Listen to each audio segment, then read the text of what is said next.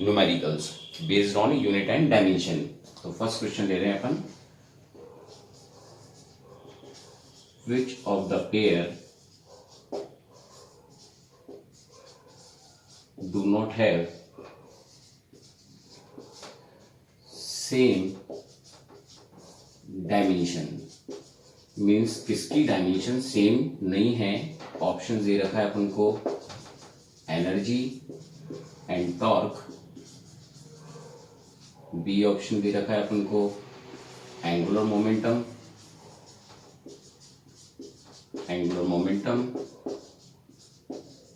And Planck constant, और साथ ही C option दे रखा है अपन को प्रेशर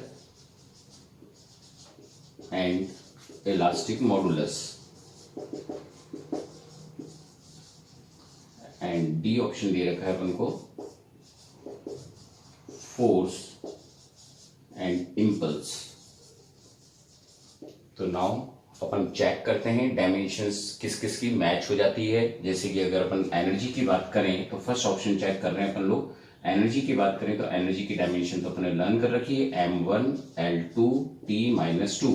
नाउ अपन अब किसकी चेक करें, टॉर्क की भी रिमेंबर तो दो रखनी है, बाकियों के तो फॉर्मुलेस रिमेंबर रखने हैं ना अपन को।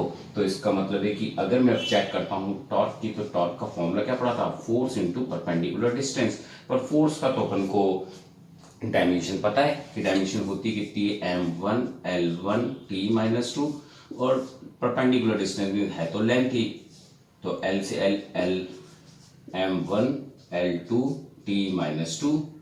इट मीन्स ये ऑप्शन नहीं हो सकता, क्योंकि ये तो दोनों के दोनों डायमेंशंस क्या हो गई, मैच हो गई अपने पास। अब इसके बाद तो ये तो मैच हो गई, इसका मतलब है ये तो दोनों डायमेंशन सेम, और हमारे को चाहिए जो सेम नहीं है वो चेक करना है अपन को। नाउ अपन अब एंगुलर मोमेंटम चेक करते हैं। एंगुलर मोमेंटम के लिए अपन ने सिंबल m लिया था, mvr। अगर मैं यहाँ पर वैल्यू रखता हूँ तो that is called m1, v की वैल्यू रखता हूँ, डायमेंशन रखता हूँ तो l-1, और रेडियस की भी l, मीन्स टोटल कितनी हो गई m1 l2 t-1, that is the dimension for angular momentum. अब अपन चेक करते हैं प्लांक कांस्टेंट की। तो इसके लिए अपन ने फॉर्मूला रन किया था, energy is equal to h nu, और इसको s से देते हैं, तो अपन s से दे रहे तो E बाई न्यू हो गया। एनर्जी की डायमेंशन क्या होती है, m1 l2 t-2, और फ्रीक्वेंसी क्या होता है 1/t, मीन्स t-1।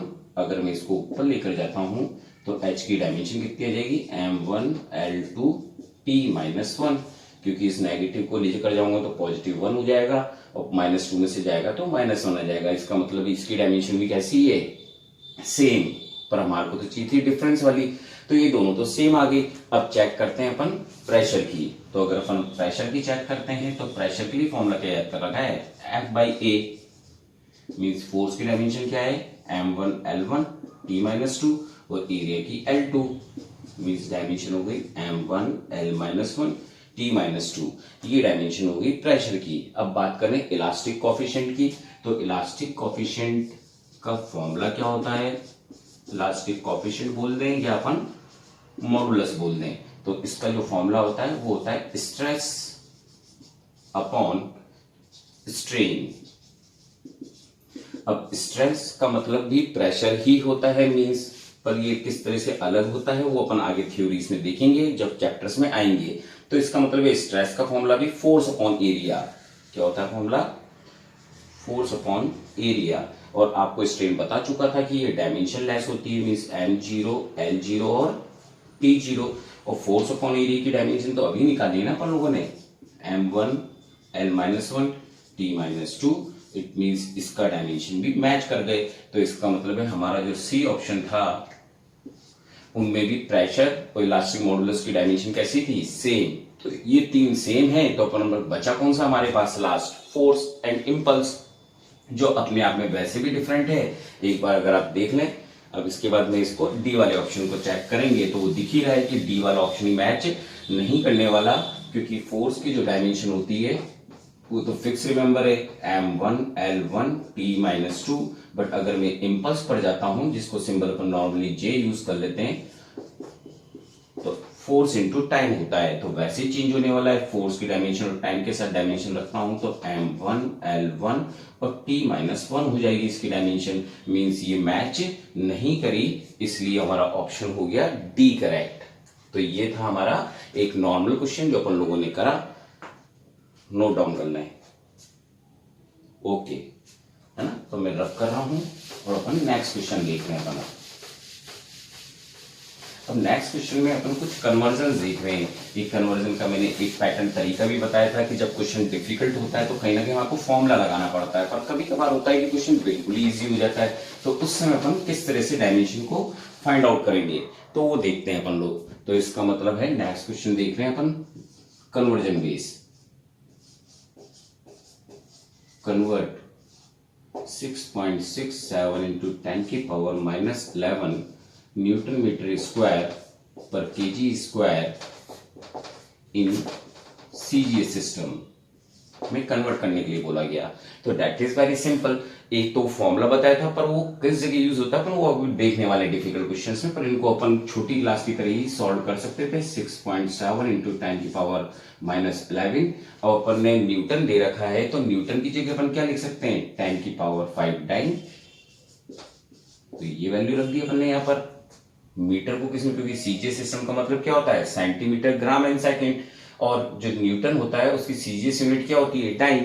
तो अपन ने ये रख दी। मीटर की बात करें तो 10 की पावर 2 सेंटीमीटर का होल स्क्वायर कर दें, और अपॉन में यहां पर क्या हो जाएगा अपने पास, केजी के अंदर 1000 होते हैं, 10 की पावर 3 ग्राम का होल स्क्वायर कर दूं। तो इस तरह से इस पे स्क्वायर था तो अपन ने स्क्वायर लगा दिया। अब मैं केवल इसी ब्लॉक को सॉल्व करूं क्योंकि उसको हम बाद में सॉल्व कर देंगे। तो इसका मतलब है यहाँ पर 10 की पावर 5 आ गया अपने पास। इसको सॉल्व करता हूं तो 10 की पावर 4 आ जाएगा। डाइन हम यहाँ पर लिख लें और ये सेंटीमीटर स्क्वायर यहाँ पर लिख दें। नीचे कर सॉल्व करता हूं तो 10 की पावर 3 और ये कितना हो जाएगा, 10 की पावर 6 ग्राम स्क्वायर, और इस जगह तो ये डिनोमिनेटर हमारे चली रहे थे 6.67 इंटू 10 की पावर -11। अब पहले अपन इधर का सॉल्व कर लेते हैं। तो इधर देखिए तो ये 9 हो गए, 9 में से ये 6 माइनस होंगे तो हमारे पास बचेंगे कितने, 10 की पावर 3। ये हमारे पास यहाँ पर बचे, और इस जगह कितना आ रहा था, 10 की पावर -11 इंटू 6.67, ये वैल्यू सारी थी, और ये यूनिट तो पीछे चली रही है हमारे पास, मीन्स 9 सेंटीमीटर स्क्वायर पर ग्राम स्क्वायर। तो उसको अगर सॉल्व करते तो 6.67 और -3 में से +3 जाते तो -8 आ जाता है। That is called dyne centimetre square पर ग्राम स्क्वायर।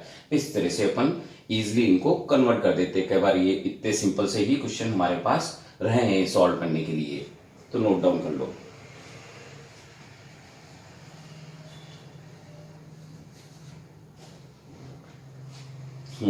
अब अपन नेक्स्ट क्वेश्चन देख रहे हैं।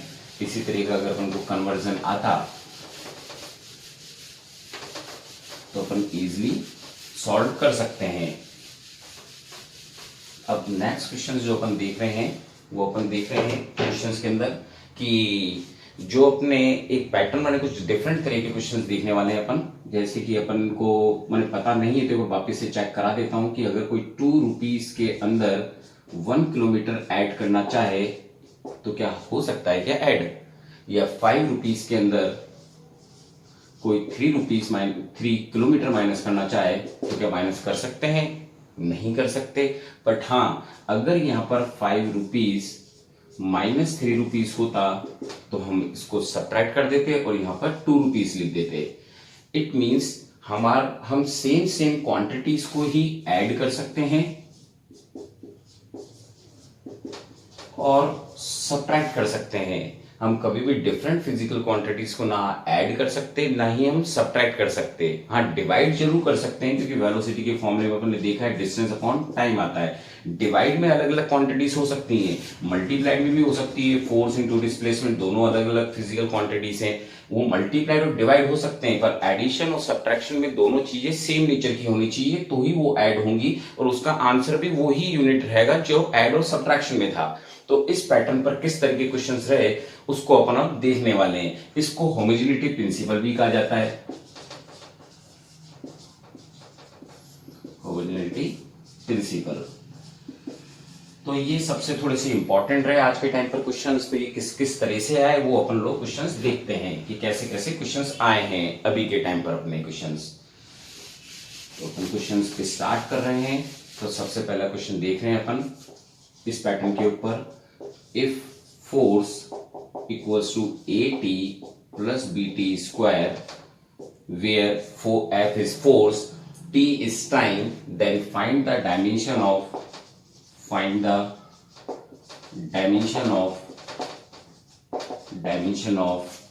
A and B। तो अपन फाइंड करते कैसे इसको? तो देखो, जब हमको बोल दिया गया it is a force, it means जो ये क्वांटिटी है that is also force and that is also force add हुए होंगे तो ही हमारे पास फोर्स आया होगा। इट मींस जो AT स्क्वायर है it is also equals to force and AT and BT square is also equals to force. तो अब इजिली अपन A की वैल्यू निकाल सकते थे, फोर्स के अंदर टाइम का डिवाइड कर सकते थे। फोर्स की डायमेंशन कितनी होती है? m1 l1 t-2 और नीचे टाइम कितना आ रहा है? t से एक t अब जाएगा तो m1 l1 t-3 that is the dimension of A। और इसी तरह से अपन B की डायमेंशन निकाल लेते f अपॉन t स्क्वायर, क्योंकि अपन को B की वैल्यू निकालनी है क्योंकि ये फोर्स ही है ऐड होकर। तो फोर्स की वैल्यू कितनी हो जाती है? m1 l1 t-2 और टाइम की वैल्यू t स्क्वायर। तो B की डायमेंशन कितनी आ जाती है? m1 l1 t-4 that is the dimension. तो इस तरह से अपन क्वेश्चंस को सॉल्व कर सकते थे कि कैसे अपन को करना है क्वेश्चन। मीन सेम अगर इधर जो दे रखा होगा वही एडिशन के ब्लॉक में आ रहे होंगे अपने पास। I think understand. Next question इसी पैटर्न का समझने के लिए अपन ले रहे हैं कि सपोज करो अपन को दिया होता S is equal to AT plus BT square और बोला जाता वापस से अपन से कि यहां पर A और B की वैल्यूज निकाल दो, जहां पर अपन को S बोला होता कि that is the displacement and T is time, then find A and B। तो it is the same, that is also displacement and that is also displacement. It means इस बार में यहां पर क्या लिख देता? डिस्प्लेसमेंट लिख देता। क्या लिख देते अपन लोग कि ATB किसके बराबर है? डिस्प्लेसमेंट के। और हाफ तो आपको पता है कि डायमेंशन के अंदर कांस्टेंट्स का कोई यूज नहीं होता है, तो इसका मतलब ये तो जस्ट कांस्टेंट थे। तो ये जो पीछे की टर्म थी BT स्क्वायर, इसको अपन किसके बराबर कर देते? डिस्प्लेसमेंट के बराबर कर देते। और इस तरह से अपन इनकी वैल्यूज को सॉल्व आउट कर लेते कि दैट इज आल्सो डिस्प्लेसमेंट। तो S अपॉन T, अब S की डायमेंशन क्या होती है? L1 और टाइम की क्या होती है? T1। तो डायमेंशन क्या हो जाती है? L1 t-1 that is the dimension of A। और B की डायमेंशन निकालनी होती तो S upon T square means L upon T square equals to कितना हो जाता अपने पास? L1 t-2 that is the dimension. I think इन क्वेश्चनों से कुछ तो समझे होंगे आप लोग। अब अपन आगे देख रहे हैं जिनमें थोड़ा सा अब टिपिकल कर रहे हैं अपन क्वेश्चनों को, जो IIT मेंस में भी आए बहुत टाइम पहले।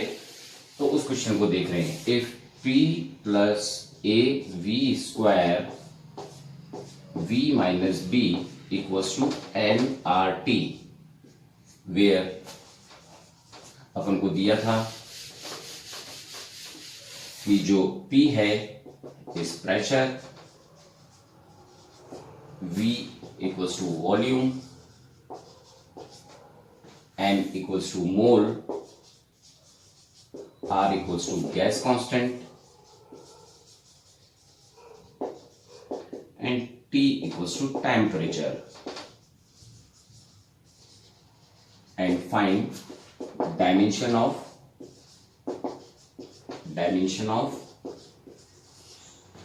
A and B। अब इट्स लुक लाइक कि ये थोड़ा डिफिकल्ट लग रहा है क्वेश्चन, पर ऐसा नहीं था। दिखने में जरूर टर्म सबकी वैल्यूज उन्होंने दे दी और अपन को बोल दिया गया, पर अगर अपन जरा सा सोचें तो ये है प्रेशर, ये ब्लॉक और ये ब्लॉक। इसमें अगर ये प्रेशर है तो ये A अपॉन V स्क्वायर वाली टर्म भी क्या होगी? प्रेशर ही होगी। और V माइनस B, तो वॉल्यूम में से क्या माइनस हो सकता है? वॉल्यूम। तो इसका मतलब ये था कि अपन कुछ इस तरह से सॉल्व कर देते कि जो B है वो भी एक्चुअल में है क्या? वॉल्यूम। और ये वाली टर्म अगर प्रेशर है तो ये वाली टर्म भी क्या रही होगी, pressure, means A upon V is also equal to pressure. तो अपन अब इजिली इनको सॉल्व कर सकते थे। अगर मेरे को ए की डायमेंशन निकालनी थी तो पी वी स्क्वायर हो गया, इधर बात करूं तो पी वॉल्यूम की डायमेंशन क्या होती है, एल क्यूब। तो ये इजिली आ गई बी की डायमेंशन। इसकी बात करें तो प्रेशर की अपन ने जल्दी रिमेंबर भी हो जाती है, ऐसा नहीं है कि नहीं होती रिमेंबर। फोर्स अपॉन एरिया से अपन ने वैल्यू निकाली, स्टार्टिंग में है, वॉल्यूम की जगह बात करें तो एल क्यूब होता है और पावर 2 कर दी, means m1 l minus 1 t minus 2, और यहां पर ये हो गया L6, मीन्स ओवरऑल पावर कितनी होगी अपने पास, m1 l5 t minus 2, that is the dimension of A and that is the dimension of B। तो इट मीन्स हमारे कभी इस तरह से दे दी गए, पर अपन को जरा सोचेंगे तो आंसर इजिली फाइंड आउट हो जाएगा। तो इसको नोट डाउन कर लें आप लोग।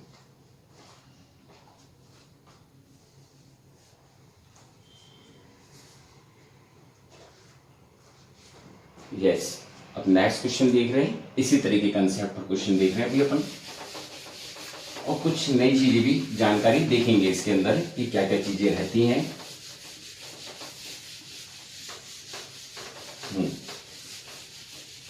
अब नेक्स्ट क्वेश्चन ले रहे हैं जो ज्यादा कॉम्प्लिकेटेड नहीं है। If velocity, that is called velocity, A T plus B T cube minus upon C minus T, where अपन को वापिस से वही ए और बी और सी, इस पर तीन की डायमेंशन फाइंड आउट करनी है अपन को। किस किस की फाइंड आउट करनी है, ए बी और सी की डायमेंशन फाइंड आउट करनी है। और ये वी वेलोसिटी और टी टाइम है जो अपन को गिवन था। अब सॉल्व करने की सोचें तो कुछ इस तरह की प्रॉब्लम है कि पहले अपन को पता लगा कि ये भी वेलोसिटी, अगर ये वेलोसिटी है इट मीन्स ये भी वेलोसिटी है, और ये वाला ब्लॉक जो है वो भी वेलोसिटी है। वेलोसिटी में ही वेलोसिटी ऐड हुई होगी टर्म, इसलिए यहां पर वेलोसिटी आया होगा as a some, total sum आया होगा अपने पास। तो इट मींस इसको वापिस से स्टार्ट करता तो A T equals to velocity, जो इजिली सॉल्व हो गई हमारी। मींस ए निकालना था, वेलोसिटी अपॉन टाइम आ गया, और वेलोसिटी की जगह अपन ने L1 t माइनस 1 रख दिया, और टाइम की जगह अपन ने t कर दिया। तो इसको अगर मैं ऊपर लेकर जाता हूं तो L1 t minus 2 that is the dimension of A, ये इस जगह पर आ गई डायमेंशन। अब बात करें इधर वाले ब्लॉक की, तो अपन ने स्टार्टिंग में तो ये 1 लिख दिया, B T Q upon C minus T equals to velocity, कि हमने देखा कि यहां पर इक्वेशन एक ही है पर अननोन दो दो हो गए, सी और बी। इट मीन्स ये डायरेक्टली सॉल्व नहीं हो सकता, क्योंकि यहां पर बी भी अननोन है और सी भी, और इक्वेशन एक ही की वेलोसिटी के बराबर है। तो इसका मतलब है कहीं ना कहीं इसके अंदर कुछ ट्रिक थी। ट्रिक मीन्स इसको अपन सॉल्व अभी ऐसे नहीं कर सकते थे, कि हमने जब वापिस ध्यान से देखा तो यहाँ पे पता लगा कि सी माइनस टी माने डेट इज द टाइम। तो टाइम में से क्या माइनस हो रहा होगा, टाइम माइनस हो रहा होगा। और इसका मतलब ये नहीं कि टाइम में से टाइम गया तो 0 हो गया, क्योंकि इसका मतलब यही तो है कि हो सकता है यहाँ पे 25 सेकंड हो और ये 5 सेकंड हो, क्योंकि वेरिएबल ही तो है। तो 25 में से अगर हमारे पास 5 जाएंगे तो हमारे पास 20 सेकंड ही तो बचेगा। और अगर सेम भी होता तो भी तो 0 सेकंड लिखना होता अपन को, कोई किलोमीटर तो नहीं लिख सकते थे। इसका मतलब ये था कि हमने ऊपर से चेक किया कि सी माइनस टी मीन्स सी भी किसके बराबर है, टाइम के बराबर। तो सी की डायमेंशन कितनी आ गई, टी। तो हमारे पास सी की डायमेंशन भी फाइंड आउट हो गई। अब जब सी माइनस टी इनको अगर मैं सब्ट्रैक्ट भी करता हूं तो भी टाइम है। इट मींस अब मैं इक्वेशन काम में ले सकता था बी टी क्यूब, और इसका जो माइनस है वो भी तो एक तरह का टाइम ही है, कुछ ना कुछ, चाहे मैं कैपिटल टी लगा दूं इन दोनों का सब्ट्रैक्शन का टी, तो एक टी और एक टी जो यहाँ का ऊपर का डायमेंशन है वो एक दूसरे को कैंसिल कर देते और हमारे पास कितना रहता, बी टी 2 रह जाता हमारे पास। अब इजिली हम लोग b की वैल्यू सॉल्व कर सकते थे, v by T square, velocity की L1 t माइनस 1 और टाइम की t square. It means b की डायमेंशन कितनी आ जाती, L1 t minus 3, that is the dimension. It means हमने a की डायमेंशन, b की डायमेंशन और c की, तीनों की डायमेंशन सॉल्व कर डाली। इस तरह के क्वेश्चंस आते रहे, नेट में भी आते रहे कि यहाँ पर प्रेशर दिया फिर अपन ने इसको सॉल्व किया। तो इट मींस ये क्वेश्चन थे जिसमें अपन को ये इजी चीजें नजर आ रही थी, पर थोड़ा सा कॉम्प्लिकेटेड कराया गया और फिर हमारे को दे दिया गया क्वेश्चन सॉल्व करने के लिए। और आई थिंक कि आपको ये सब कुछ समझ में आ रहे हैं। अब नेक्स्ट क्वेश्चन देख रहे हैं इन्हीं टॉपिक पर कि और क्या क्या रहता है, और इसी बहाने अपन एक्सपोनेंशियल ट्रिग्नोमेट्रिकल टर्म्स के बारे में समझेंगे। अब सपोज करो अपन को गिवन दिया जाता है कि if displacement of wave y equals to a sine omega T minus के एक्स, ये इक्वेशन दे दी जाती है और अपन से कहा जाता है कि find dimension of a omega and k where t is time, x is distance या displacement and y is also displacement। तो ये हमारे को वैल्यूज दे दी गई, तो अपन माने x भी यहाँ पर डिस्प्लेसमेंट है, y भी यहाँ पर डिस्प्लेसमेंट है। तो ये वैल्यूज अपन को जब बोल दिया गया तो अपन सॉल्व कैसे करते हैं, तो अपन एक एक करके सॉल्व कर रहे हैं, कुछ बातों को समझ रहे हैं अपन। अब जो रिमेंबर रखना ही है अपन लोगों को, क्योंकि ये ज्यादा इंपॉर्टेंट हो जाते हैं। सबसे पहले जो मैं पहले चैप्टर जो पहले एक्सप्लेन कर रहा था थ्योरी में, तो मैंने आपसे कहा था कि ट्रिग्नोमेट्रिकल टर्म हो, लॉग हो, चाहे एक्सपोनेंशियल्स हो, ये हमेशा कांस्टेंट होते हैं। इट मींस अगर मैं यहाँ पर बात करूं कि अगर ये कांस्टेंट है पूरी की पूरी term, means sine omega T minus के X is just a constant. क्योंकि मैंने आपको एग्जांपल दिया था, जैसे साइन 30 या साइन 90 माइनस 60 दे रखा होता अपन को, फिर अपन साइन 30 की वैल्यू को सॉल्व करते तो आता तो कुछ हाफ जैसी वैल्यू ना हमारे पास। तो इसका मतलब है कि कहीं ना कहीं ये कांस्टेंट है। अब अगर ये कांस्टेंट है तो ये डिस्प्लेसमेंट है, तो उसके सामने कांस्टेंट तो नहीं आ सकता ना। इसका मतलब ए जरूर डिस्प्लेसमेंट ही था। ये पूरी टर्म कांस्टेंट है, मींस 5 है, 6 है, 7 है, कुछ भी वैल्यू से इसकी इस वाले ब्लॉक की। तो जो ए है वो डिस्प्लेसमेंट के बराबर तो हो गया, क्योंकि डिस्प्लेसमेंट के सामने इधर बराबर में क्या होना चाहिए, डिस्प्लेसमेंट। पर ये पूरा कांस्टेंट था, इसलिए हमारे पास y ही किसके बराबर था, a की, और y की डायमेंशन क्या हो जाती है, L1। क्योंकि डिस्प्लेसमेंट है तो एक आंसर आ गया कि a इक्वल्स टू डायमेंशन कितनी है, L1। दैट इज हमारा फर्स्ट आंसर सॉल्व हो गया। आई थिंक समझे होंगे या समझना ही होगा कौन कौन सी टर्म कांस्टेंट होती है। लॉग अपने आप में कांस्टेंट है, एक्सपोनेंशियल और trigonometrical terms sine cos cosec कुछ भी हो कांस्टेंट होंगी हमेशा। तो ये हमने फर्स्ट आंसर निकाला। अब निकालना था ओमेगा टी और माइनस के एक्स। तो जब भी कोई ट्रिग्नोमेट्रिकल टर्म के पीछे जो टर्म्स लिखी होती हैं वो ऑलवेज एंगल ही होती हैं। इट मींस कि जो ओमेगा टी था वो एक्चुअल में एंगल था। अब अगर एंगल है तो इसका मतलब ये तय है कि ये डायमेंशन लेस है, m0 l0 t0। पर अपन फास्ट करने के लिए जिसका डायमेंशन लेस हो तो इसकी जगह में शॉर्ट में क्या लिख देते हैं, 1। तो अब मेरे को ओमेगा की वैल्यू निकालनी थी तो 1/t आ जाता, और t के डायमेंशन क्या जानते हैं अपन लोग, 1/, मींस t, तो t minus 1 that is the dimension of omega. और इसी तरह से अपन ने किसकी डायमेंशन निकाल ली होती, इसके पीछे वाले ब्लॉक की। माइनस में एंगल में से एंगल ही तो माइनस हो रहा होगा, तो इसमें के एक्स इज ऑल्सो एंगल। तो अगर मेरे को के की वैल्यू निकालनी है तो ये एंगल अपॉन क्या हो गया, एक्स। पर मैं एंगल डायमेंशन लेस है तो मैं क्या लिख सकता हूं, इस जगह पर 1 लिख सकता हूं ना। और यहां पर एक्स की जगह क्या लिख सकता हूं, लेंथ ही तो बता रहा है, मींस एल हो गया अपने पास बात करें तो अपन। तो इसका मतलब है ये के इक्वल्स टू कितना हो गया, 1/L। तो के की वैल्यू कितनी आ जाती है मेरे पास, L minus 1। That is the dimension. It means कि हम लोगों ने एक नई चीज सीखी कि ये ट्रिग्नोमेट्रिकल टर्म अपने आप में कांस्टेंट होती है, तो ये इसके बराबर हो गया। और ये एंगल्स थे तो अपन ने इनको एंगल्स कंसीडर करते हुए इनको सॉल्व आउट कर डाला अपन लोगों ने। आई थिंक यहां तक समझ गए होंगे आप लोग, है ना बेटा। तो अपन नेक्स्ट क्वेश्चन उठा रहे हैं जो एक्सपोनेंशियल बेस्ड है। तो इस तरह के क्वेश्चंस भी आते रहे हैं, तो अपन को ध्यान रहे कि ट्रिग्नोमेट्रिकल टर्म के जो पीछे लिखी जाती हैं वो हमेशा एंगल्स होती हैं। अब अपन नेक्स्ट क्वेश्चन देख रहे हैं कि if v equals to α/β e की power minus α t square, where v is called velocity and t is time, find the dimension of dimension of alpha and beta, ये अपन से बोला गया कि इसको फाइंड आउट कर लो आप लोग डायमेंशन को। तो अपन किस तरह से फाइंड आउट करते हैं इस डायमेंशन को? तो अपन सबसे पहले एक्सपोनेंशियल टर्म है, इसका मतलब ये तय है कि जो भी इसके ऊपर जो ये खुद अपने आप में कांस्टेंट है, तो अभी तो हम कुछ सॉल्व नहीं कर सकते इस चीज को, मीन्स ये वाली टर्म जरूर कंसीडर करी जा सकती थी कि ये अल्फा और बीटा वेलोसिटी के बराबर है। पर एक्सपोनेंशियल टर्म के ऊपर जो भी चीज लिखी होती है, क्योंकि वो भी अपने आप में काउंटिंग का ही हिस्सा है, तो पावर्स लिखी होती है इसके ऊपर, मीन्स e की पावर -2, e की पावर -3, इस तरह की वैल्यूज होती है इनकी। तो इट मीन्स जो अल्फा टी स्क्वायर है इट इज ए कांस्टेंट। तो अल्फा टी स्क्वायर माइनस की कोई आवश्यकता नहीं, क्योंकि माइनस जस्ट एक मैग्नीट्यूड को शो करता है, मीन्स डायरेक्शन को रिप्रेजेंट करता है या डिक्रीज को शो करता है एक्सपोनेंशियल के। तो alpha T square equals to constant, क्योंकि कोई ना कोई काउंटिंग आती है इसके ऊपर, ई के ऊपर हमेशा कोई काउंटिंग होती है, counting is a constant. It means अगर मेरे को अल्फा की वैल्यू निकालनी होती तो कांस्टेंट की कोई डायमेंशन नहीं होती, तो मैं 1 लिख सकता हूं, जो मैं आपको बता दिया। n0 l0 t0 लिखूं, उसकी जगह पर 1 ही लिख दिया, क्योंकि अगर किसी की पावर भी 0 होती है तो उसकी वैल्यू 1 होती है, और अपॉन में टी स्क्वायर कर दिया।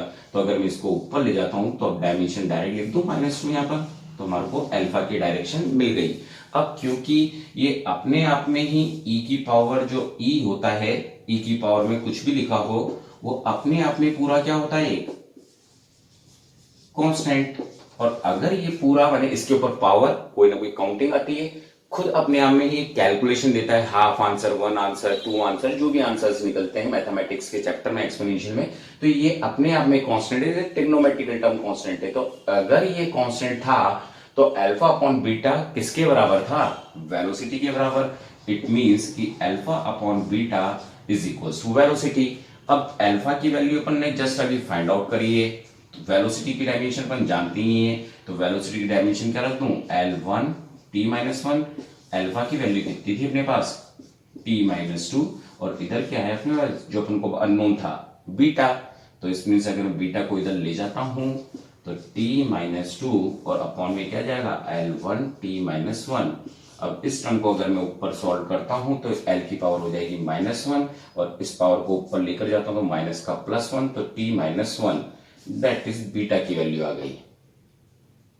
समझे, वापिस से समझा रहा हूं एक बार, एक्सपोनेंशियल के ऊपर जो भी होता है वो कांस्टेंट होता है, कांस्टेंट माना, कांस्टेंट की वैल्यू 1 रखी, टी को नीचे लाया, टी की डायमेंशन क्या होती है, टी स्क्वायर, टाइम ही तो है, तो ये इसकी डायमेंशन आ गई। अब ये अगर पूरा कांस्टेंट है तो इसमें अल्फा अपॉन बीटा किसके बराबर हो गया, v के। अगर ये कांस्टेंट है, जस्ट कांस्टेंट की वैसे भी कोई जानकारी नहीं देता डायमेंशन, जस्ट फिर मैंने डायमेंशन रखी और बीटा सॉल्व कर डाला, तो इस तरह से अपने पास अल्फा और बीटा की वैल्यू निकल गई। और आप समझ गए हो कि अल्फा मतलब ट्रिग्नोमेट्रिकल टर्म और एक्सपोनेंशियल टर्म क्या होती है, अपने आप में कांस्टेंट्स होती है। अंडरस्टैंड। नेक्स्ट क्वेश्चन सॉल्व कर रहे हैं, इसी तरीका पर लॉग ले रहे हैं अपन आपके। तो सपोज करो अपन को बोला गया कि जो डिस्प्लेसमेंट है, एक्स इज डिस्प्लेसमेंट है ना, ए लॉग बी टी स्क्वायर, ऐसा लिख दिया गया, और अपन से बोला गया कि find the dimension of A and B की डायमेंशन फाइंड आउट कर दो। तो इसको कैसे सॉल्व करते हैं अपन लोग, तो वापिस से वही सॉल्व करते समय जो अपन सॉल्व करते, तो पहले एक बार क्वेश्चन में ही देखने और बात को समझें अपन। देखो लॉग हमेशा काउंटिंग कैलकुलेशन सॉल्व करता है, बड़ी बड़ी कैलकुलेशन सॉल्व करने काम में आता है। इट मींस जो बीटा टी स्क्वायर है ये भी एक्चुअल में क्या है, कोई काउंटिंग है, कुछ गिनती लिखी हुई है, 2000, 2, 4, 8 कुछ भी लिखा हुआ है यहाँ पर, तो दैट इज मींस कांस्टेंट। और लॉग खुद भी कैलकुलेशन करके क्या देता है, कोई ना कोई वैल्यू, काउंटिंग वाली वैल्यूज ही वापस से डिक्लेयर करता है कि ये इसका आंसर होगा। जो मैंने मैथमेटिकल टूल्स में जो बनाया है उसमें आप समझ सकते हैं, उसमें जाकर मैथमेटिकल टूल्स के टॉपिक के अंदर। तो इट मींस कि अगर मैं इस टॉपिक को ले तो इसका मतलब ये लॉग पूरा अपने आप में ही क्या होता है, लॉग अपने आप में पूरा ही क्या होता है, कांस्टेंट। तो अगर ऐसा है तो x किसके बराबर हो गया, a के। a की डायमेंशन निकालनी थी, x अपन को डिस्टेंस या डिस्प्लेसमेंट बोल दिया गया था, मींस ये इसकी डायमेंशन हो गई ए की, एक आंसर इजिली आ गया। अब बात करें पीछे वाले की, log bt square, it means इसको कैसे सॉल्व करते हैं, तो यहां पर जो भी log के पीछे लिखा होता है that is also constant, constant बोलूं या काउंटिंग बोल दूं, कोई ना कोई काउंटिंग आती है जिसकी कोई डायमेंशन नहीं होती, means bt square is also consider as a 1। तो b की डायमेंशन क्या हो जाती है 1/t स्क्वायर, और इसको अप लेकर जाता तो t-2, that is the dimension of a and b।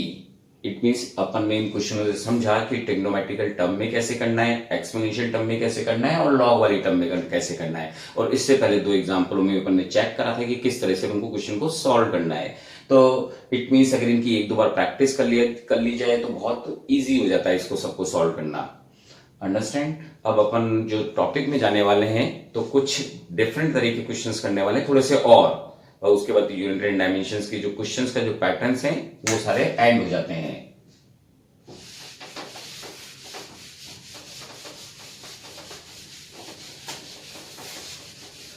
तो प्रैक्टिस कर लीजिए, और अभी तक जितने भी अभी तक पेपर्स हुए हैं ऑलवेज ईच ईयर एक ना एक क्वेश्चन ऑलवेज आता है। यूनिट एंड डायमेंशंस के ब्लॉक से एक नए क्वेश्चन आपको दिखता है, इसका मतलब है इजीली मार्क्स गेन करे जा सकते हैं प्रैक्टिस कर ली जाए तो क्वेश्चंस की।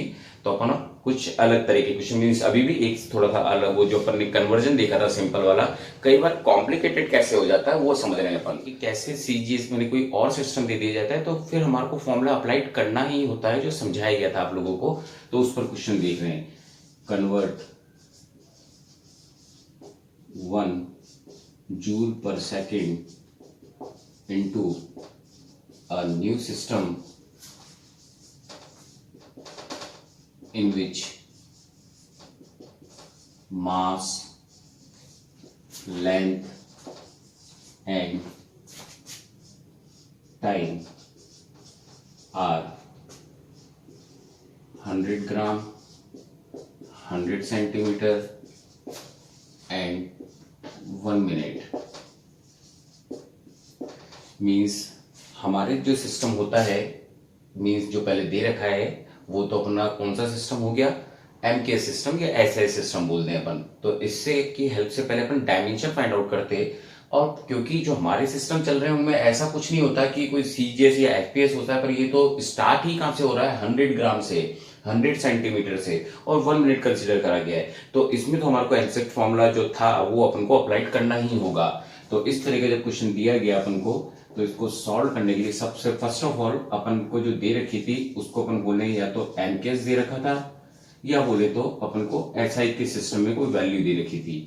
अगर इसकी यूनिट निकालनी होती तो अपन कैसे निकालते, 1 जूल पर सेकेंड दे रखी है अपन को। तो अगर मैं इसकी डायमेंशन निकालूं तो जूल किसकी होती है, mg की, मींस m1 l2 t-2, ये इसकी डायमेंशन हो जाती, और टाइम की कितनी हो जाती t, तो इसको अगर मैं अप ले जाता तो इसकी डायमेंशन कितनी हो जाती m1 l2 t-3, ये हमारे पास डायमेंशन हो जाती जिसको हम आपको कन्वर्जन करना है। और कितनी टर्म को कन्वर्जन करना है, n1 को कितने के इक्वल्स टू होगा वो। इट मींस अपने एक फॉर्मूला देखा था इसमें, यहां पर अगर बात करें ये तो अपन ने क्या निकाली है, डायमेंशन निकाली है जो गिवन टर्म दे रखी थी अपन को, और 1 लिखा हुआ है, इसका मतलब है कि यहाँ पर हमारे को n1 कितना गिवन है 1। अब अपन फॉर्मूला अप्लाई करते हैं। फॉर्मूला क्या था, अगर अपन को n1 दे रखा है और फाइंड आउट करना क्या है, न्यू सिस्टम में वो कितने के बराबर होगा ये फाइंड आउट करना है। इस एसआई सिस्टम में तो 1 जूल पर सेकंड बोल रहे हैं, तो उसमें क्या बोल रहे होंगे, जैसे हमको पता है 1 किलोग्राम को अपन सीजीएस सिस्टम में 1000 ग्राम बोलते हैं, मैंने 1000 आ जाता है 1 की जगह, तो वैसे ही यहां पर कितने के बराबर होगा। तो इसको करने के लिए फॉर्मूला क्या यूज किया था अपन ने, n2 equals to n1 m1 upon m2 की power a, l1 upon l2 की power b and t1 upon t2 की पावर c, ये फॉर्मूला अपन ने यूज किया था। तो अगर मैं यहां पर सब चीज सॉल्व करूं तो यहां पर इसकी जगह तो क्या पुटिंग कर दूं, 1 पुट कर दूं, और ये जो सिस्टम है इस सिस्टम में तो जो ऊपर होता है मैंने आपको समझाया था, उसके अंदर की जो ऊपर होता है वो नोन सिस्टम होता है, और अननोन सिस्टम हमेशा नीचे वाला सिस्टम होता है। तो हमारे ऊपर वाले सिस्टम में बात करूं तो ये तो हो गया 1 किलोग्राम, और पावर कितनी रख दूं यहां पर 1, और नीचे कितना आ जाएगा अपने पास कितना दे रखा है 100 ग्राम, तो यहाँ पे रख दिया अपन ने 100 ग्राम। वैसे अगली स्टेप में लेंथ की बात करें तो हमारे तो चलता है मीटर, वहां पर क्या चल रहा था, हो सकता है किसी और प्लेनेट पे चल रहा हो, और इसकी पावर b कितनी दे रही है, लेंथ की पावर 2 रख देते हैं अपन। टाइम किस में लेते हैं अपन लोग अपने एसआई सिस्टम में या फिर एमके सिस्टम में 1 सेकेंड, और टाइम पीरियड की इधर की टाइम की बात करूं तो 1 मिनट दे रखा था, तो यहाँ पर अपन ने 1 मिनट रख दिया और पावर कर दी -3। तो इस तरह से कहीं ना कहीं ये फॉर्मूला अपन को रिमेंबर रहना चाहिए जब इस तरह के कॉम्प्लिकेशन हो अपने पास। तो अगर मैं इसको सॉल्व करूं तो आपको पता है अपन को नंबर फाइंड आउट करना है, और जब नंबर फाइंड आउट करना है तो हमारे को कहीं ना कहीं यूनिट्स जो दे रखी हैं ये सब कैंसिल करनी पड़ेंगी। तो अगर इसको मैं आगे सॉल्व करता हूं तो n2 = 1, यहां पर इसको भी ग्राम में कन्वर्ट कर दूं तो that is called 1000 gram upon 100 gram, power 1। Metre को कन्वर्ट करता हूं तो 100 सेंटीमीटर, और नीचे भी 100 सेंटीमीटर। और टाइम की बात करूं तो ऊपर सेकंड दे रखा है, सेकंड को मिनट में कन्वर्ट करने में प्रॉब्लम अप में करना पड़ेगा, इसकी जगह कर सकता हूं मैं 60 सेकेंड, दैट इज कॉल्ड -3। अब मैं यूनिट से यूनिट, सेंटीमीटर से सेंटीमीटर, और इस पर पावर कितनी आ रही थी 2, यहाँ पर अपन ने 2 लगा दी। तो यहाँ पर अपने पास रिमेनिंग क्या क्या रहा, यहाँ पर देखें तो 2 0 से 2 0 कैंसिल हो गए, मीन्स टाइम बचा अपने पास। यहाँ पर बात करें तो क्या क्या कैंसिल दिख रहे हैं अपन को, ये पूरे ही कैंसिल्ड हो गए, इट मीन्स यहाँ पर कितना आ गया। और इधर की तरफ बात करूं तो इस जगह गया 1/60 और पावर आ गई -3, ये आ गई वैल्यूज। अब इस पावर को सॉल्व करने के लिए यहाँ पर तो हमारे पास यही बचे हैं केवल 10 1। इस पावर को पॉजिटिव करता हूं तो ये 60 की पावर कितनी हो जाएगी 3, और 6 6 36, और 36 6 कितने हो जाते हैं 212, और 212 और 3 zeros लग जाते हैं यहाँ पर, और एक 10 ही यहाँ पर चल रहा था। तो दैट इज आवर आंसर कि जो n2 होता वो 212 करके पावर 4 लिख सकता था यहाँ पर, और यूनिट तो अपन को पता नहीं है, तो कोई न्यू यूनिट बोली जाती है सिस्टम के अंदर। तो ये कुछ इस तरह से अपन फॉर्मूले का यूज करते हैं इसके अंदर, जब इस तरह के कोई अलग सिस्टम दे दिए जाते, नहीं तो वो एक शॉर्ट ट्रिक बताई थी उससे सॉल्व कर देते। अगर सीजीएस में करना होता तो यहाँ पर 10 की पावर अपन ने 7 रखी होती अर्ग में, और आंसर आ चुका होता अपने 10 की पावर 7 जूल पर सेकंड आंसर हो चुका होता। पर क्योंकि यहाँ पर न्यू सिस्टम था इसलिए अपन को ये सब चीजें मैंने ये कहीं ना कहीं फॉर्मूला यूज करना पड़ा। तो इस फॉर्मूले को भी अपन डिनाई नहीं कर सकते, कहीं ना कहीं याद रखना है अपन को ये फॉर्मूला। बाकी आप समझ लीजिए मैंने जस्ट वैल्यूज रखी अपर से और इन सबको सॉल्व कराई, नेगेटिव थी तो पॉजिटिव करा, तो अब रेसिप्रोकल हो गया तो पॉजिटिव पावर हो गई, और फिर अपन ने इसको सॉल्व कर दिया। नोट डाउन कर लो इसको।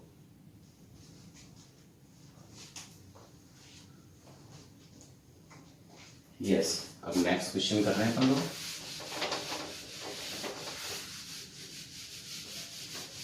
सपोज करो अपन वापस वही कर रहे हैं जो थोड़े पहले अपन ने होमोजेनिटी पर क्वेश्चंस करे थे, एक क्वेश्चन वही कर रहे हैं अपन वापस से।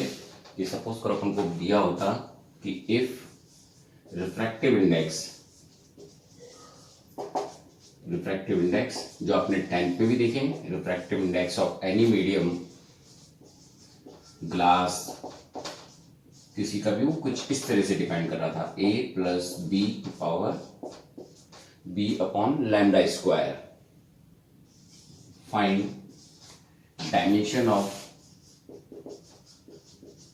dimension of A and B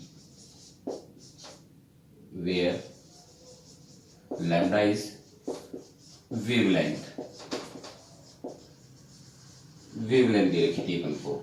तो अब जब ये दे रखा था अपन को तो दैट इज ऑल्सो सेम कि अगर ये रिफ्रैक्टिव इंडेक्स है तो ए भी क्या रहा होगा रिफ्रैक्टिव इंडेक्स, और ये टर्म भी क्या रही होगी refractive index. Means refractive index में रिफ्रैक्टिव इंडेक्स ऐड हुआ होगा तो रिफ्रैक्टिव इंडेक्स ही उसका आंसर आया होगा।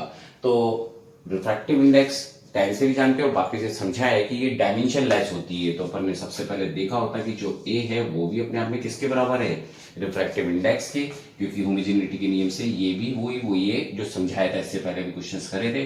तो इसका मतलब है ये तो डायमेंशन लेस होता है, मींस m0 l0 और T0, यही डायमेंशन हमारी ए की हो जाती है। तो एक आंसर तो ये आ गया अपने पास। अब अगर बात करें इस वाली टर्म की, तो सेकेंड टर्म भी क्या होती है हमारी, डायमेंशनलेस ही तो होती। तो इसका मतलब है b upon lambda square is also equal to refractive index. तो अगर मेरे को लैम्डा की वैल्यू, b की वैल्यू निकालनी है, तो म्यू लैम्डा स्क्वायर कर देते हैं अपन। अब ये तो डायमेंशनलेस है तो 1 लिख सकता हूँ ना इसको, तो मैं क्योंकि समझा चुका हूं इससे पहले क्वेश्चंस में। और ये वेव लेंथ है तो लेंथ ही, तो l की power 2 means L2 that is the dimension of b। तो इस तरह से इतने इजी क्वेश्चन भी अपन इसको सॉल्व कर लेते हैं, जस्ट होमोजेनिटी के लॉ की वजह से या प्रिंसिपल की वजह से सॉल्व हो जाता। ठीक, अंडरस्टैंड। नेक्स्ट क्वेश्चन ले रहे हैं थोड़ा।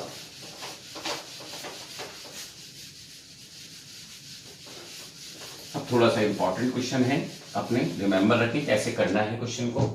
तो अगला क्वेश्चन जो अपन देख रहे हैं वो इस पर है कि अपन लोग जो अपन लोग इंडिया में, वर्ल्ड में जो यूज कर रहे हैं, उसके अंदर अपन फंडामेंटल क्वांटिटीज क्या ले रखी हैं, 7 क्वांटिटीज। मास, लैंड, टाइम पर हो सकता है कोई और प्लेनेट हो जहां पर शायद ये ना लेकर force, velocity, energy, surface tension, इनको उन्होंने क्या कंसिडर कर रखा हो, फंडामेंटल क्वांटिटी। तो फिर वो मास, टाइम, इन सबको बोल क्या रहे होंगे वो, तो वही अपन वो कैसे डायमेंशंस पढ़ रहे होंगे उस पर बेस क्वेश्चन कर रहे हैं अपन, जो अपने आप में एक इंपॉर्टेंट क्वेश्चन है। तो अपन देख रहे हैं कि if at any planet force F, velocity V and time T chosen as a fundamental quantity, then dimension of mass at that planet कितना होता, उस प्लेनेट पर वो लोग कैसे डायमेंशन दे रहे होते हैं। अपन तो सारी डायमेंशन किसमें देते हैं, मास, लेंथ और टाइम में, पर जब उन्होंने फंडामेंटली ये कंसीडर कर ली है तो इसका मतलब वहां के सारे बच्चे, स्टूडेंट्स किसमें पढ़ रहे हैं, फोर्स मैंने F1, V2, T3 इस तरह की डायमेंशंस पढ़ रहे होंगे। तो इसको निकालते कैसे, तो अपन एक एग्जैक्ट तरीके से सॉल्व कर रहे हैं। शॉर्ट ट्रिक है पर हरदम अप्लाइड नहीं हो पाती। जब complicated gravitation constant, Planck constant अगर इनकी एंट्री कर दी जाए, तो इस वजह से बचने के लिए अपन लोग प्रॉपर मेथड भी देख लेंगे कैसे करना है। तो इस क्वेश्चन को वैसे ही सॉल्व करना है जैसे हम फॉर्मूले ड्राइव कर रहे थे, और क्योंकि कंपटीशन से क्वेश्चन से इसका मतलब है कहीं ना कहीं अपन जल्दी कर सकते थे, तो हम इसको कुछ ऐसे लिखते, mass depends on force, velocity and time, जिस पर अपन को बोला था वहां पर जो चूज करा था उस प्लेनेट पर, तो और पावर लगा देते ABC, that is the equation. अब अपन ने यहाँ पर सबकी डायमेंशंस पुट कर दी होती, that is called M1 L0 T0, क्योंकि मास की तो केवल M1 ही रहने वाली है ना, और फोर्स की क्या हो जाती, M1 L1 T-2 की पावर A, वेलोसिटी की क्या हो जाती, L1 T-1 और पावर B, और T की T1 की पावर C। इसको सॉल्व आउट करते तो अब आप क्योंकि समझने लगे उन सब चीजों को कि सब ये A से मल्टीप्लाइड होते हैं, B से, और ये C से मल्टीप्लाइड होता, तो मास देखूं तो इस टर्म में केवल एक आ रहा है, तो मास की पावर A हो जाती है। L की बात करूं तो यहाँ पर एक A आ रहा है, एक प्लस B आ रहा है, और कुछ नहीं आ रहा है लेंथ में। और अगर टाइम की बात करूं तो टाइम के ऊपर एक आ रहा है माइनस का 2A, एक आ रहा है माइनस का B, और एक आ रहा है C, और इधर अपन ने ये M1 L0 T0 लिख दिया होता। तो जब अपन ने इसको अब इसके बाद अपन कर क्या रहे थे, जब अपन ने पहले प्रॉब्लम्स देखी थी तो अपन कर क्या रहे थे, इनके पावर का कंपैरिजन ही तो करेंगे, तो कंपेयरिंग पावर्स कर ले अपन। तो कंपेयरिंग पावर्स, तो अगर मैं पावर्स कंपेयर करता हूं, मास की कंपेयर करता हूं, means power, mass, length and time की कंपेयरिंग कर रहा हूं, तो मास की यहाँ पर A है और यहाँ पर तो 1 है, तो इसका मतलब है A बराबर कितना आ जाता हमारे पास, 1।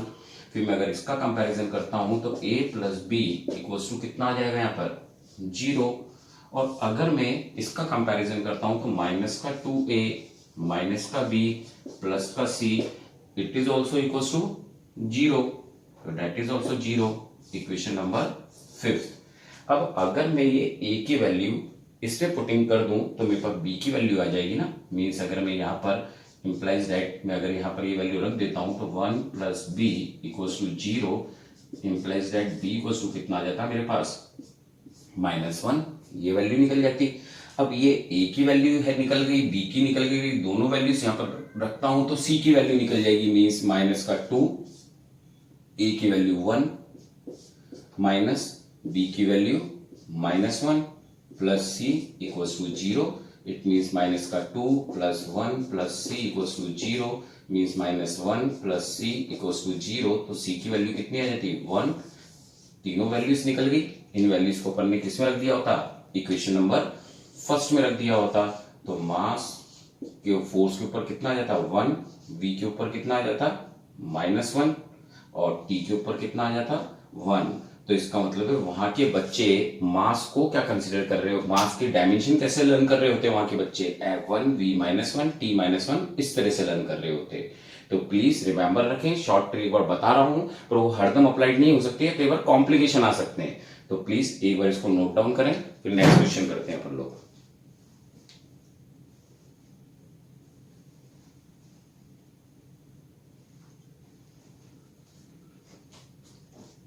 ठीक, नोट डाउन कर लिया, ठीक।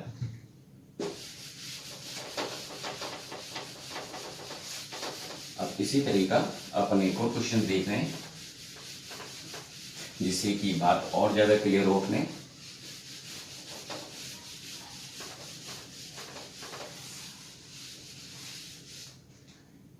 if we consider energy E, velocity V and time t as a fundamental, अगर इनको अपन एज ए फंडामेंटल कंसिडर कर लेते, then dimension of surface tension,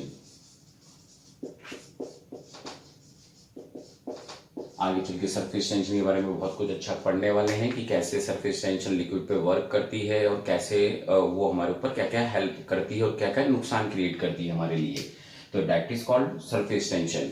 तो सरफेस टेंशन के लिए सबसे पहले अगर मैं सरफेस टेंशन के लिए सिंबल काम ले लूं तो मैं टी कंसिडर कर रहा हूं, टी कंफ्यूजन रहेगा इसलिए एस लिख देता हूं सरफेस टेंशन। तो इट मीन्स अपन ने इसको भी कैसे करा, क्वेश्चन को एस प्रपोर्शन जिसके डायगोनली प्रपोर्शन थे उसको सॉल्व कर दिया, मीन्स ई ले लिया, वी ले लिया और टी ले लिया, उनकी पावर क्या लगा दी, A B and C power लगा दी। अब क्योंकि that is not a displacement, बोल दिया गया था कि सरफेस टेंशन है, इसका सिंबल भी एस और टी यूज करा जाता है। सरफेस टेंशन की बात करूं तो अपन लोगों ने सरफेस टेंशन का फॉर्मूला देखा था force by L, means force की अगर मैं डायमेंशन रखूं तो m1 L1 T -2 और लेंथ कितना हो जाएगा L1। तो अगर इसको कैंसिल करता हूं तो यहाँ पर डायमेंशन कितनी आ जाएगी m1 L0 T -2, that is the dimension. तो ये हमारे पास डायमेंशन हो गई सरफेस टेंशन की। तो ये अपन ने सरफेस टेंशन की डायमेंशन निकाली फोर्स बाई लेंथ से, और यहाँ पर एनर्जी की डायमेंशन क्या होती है m1 L2 T -2 की पावर A, वेलोसिटी की क्या हो जाती है L1 T -1 की पावर B और T की T1 की पावर C। फिर वैसे की वैसी कर लेते अपन लोग, मास केवल एक ही नजर आ रहा है, मास की पावर कितनी हो जाती है A। अब क्योंकि पावर को सबसे मल्टीप्लाइड कर दिया है अपन ने, जो पहले भी क्वेश्चंस में देख चुके हैं। अब यहाँ पर देखें तो एक तो लेंथ इसमें भी है, एक लेंथ इसमें भी है, मीन्स लेंथ की यहाँ पर पावर कितनी हो जाती है 2A और इधर बात करें तो B हो जाती है। टाइम के लिए देखें तो टाइम के ऊपर इधर मल्टीप्लाइड करके आता -2A, यहाँ पर आता -B और यहाँ पर आता C, ये हमारे पास पावर्स हो जाती है। अब अपन दोनों तरफ क्या करते, पावर्स का कंपैरिजन कर लेते, कंपेयरिंग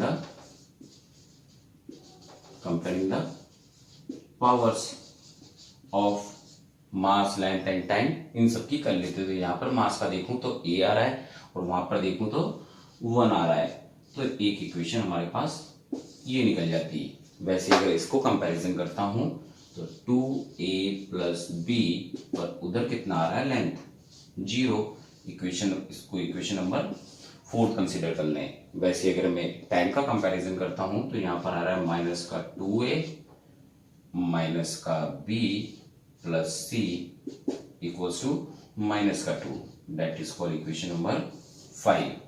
अब अपन ने एक एक करके सॉल्व करा होता। अगर मैंने यहाँ पर इसकी वैल्यू 1 रख देता हूं तो जैसे यहाँ पर 1 रखूंगा तो b की वैल्यू कितनी आ जाएगी, मीन्स अगर यहाँ पर वैल्यू रखता हूं 2 1 प्लस b इक्वल्स टू 0 तो b की वैल्यू कितनी आ जाएगी मेरे पास माइनस का 2, मीन्स एक वैल्यू और निकल गई।